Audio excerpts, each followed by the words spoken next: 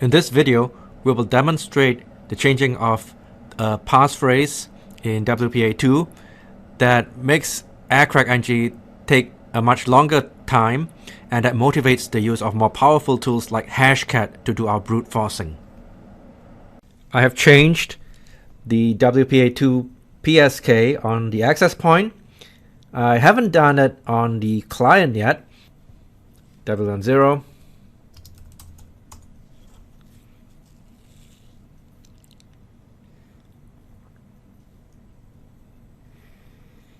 Test 2 is on channel 11.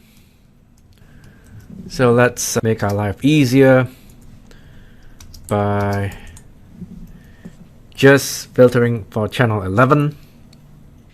And let's write to test 2 as before. So if we capture a suitable handshake, and let's also just filter for this so we don't capture a handshake that's related to a different access point. Minus minus. We're speeding up the next 10 to 15 seconds of video.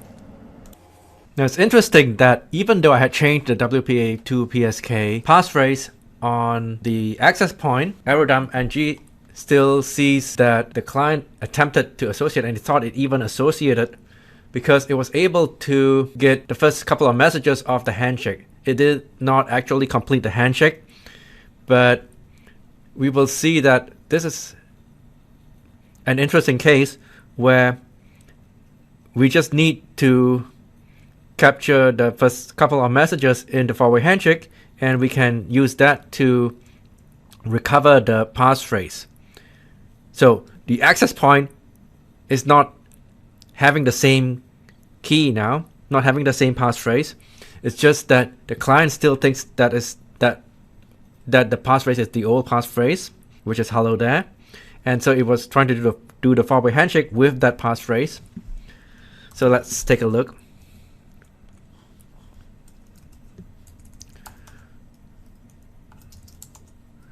So let's do aircrack and G. Okay, then minus W. And let's copy that.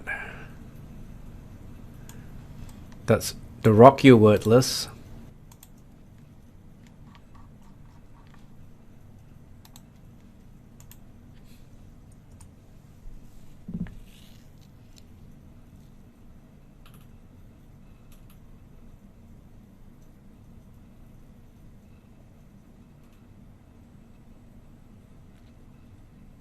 And yes, so it has taken a bit longer, but because it wasn't using that very small word list, but it has also found hello there.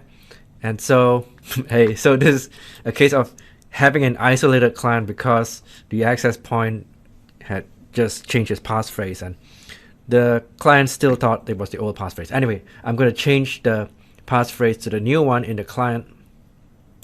We're doing that off camera, but once it's successfully done, we'll try to capture another four-way handshake, this time a proper one, with the new passphrase.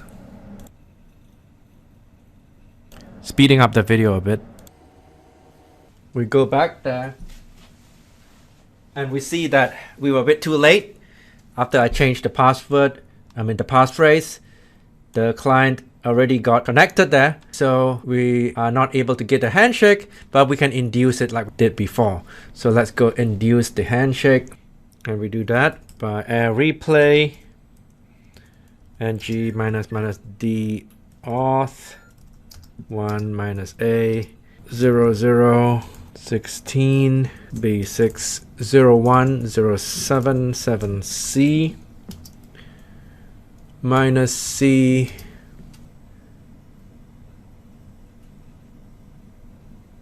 Okay, so now we got the handshake because it de-authenticated and then it re-authenticated. The client tried again.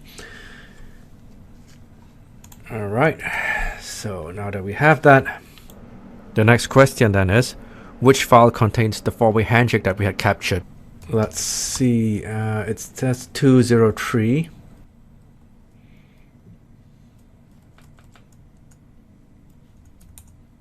And we're off. Aircrack Angie is going through the words in the word list. While Aircrack Angie is plowing through the word list, we can feel free to scroll back and check things. And we can come back and take a look at more words flying by as Aircrack Angie is plowing through the word list.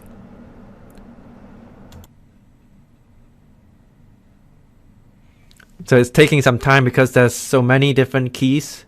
So we see that it's showing, like you look up here, the number of keys tested out of the total number of keys. So there's still quite a lot more keys to test, and it will take a while.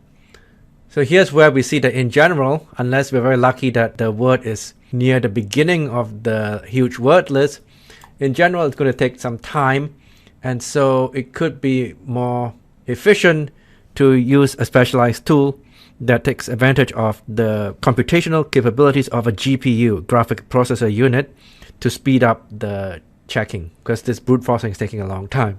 Speeding up the next 15 seconds of video. The chosen passphrase was somewhere towards the end of this rock you word list, so it's going to take another hour and 20 minutes almost. That's, based on the estimate here.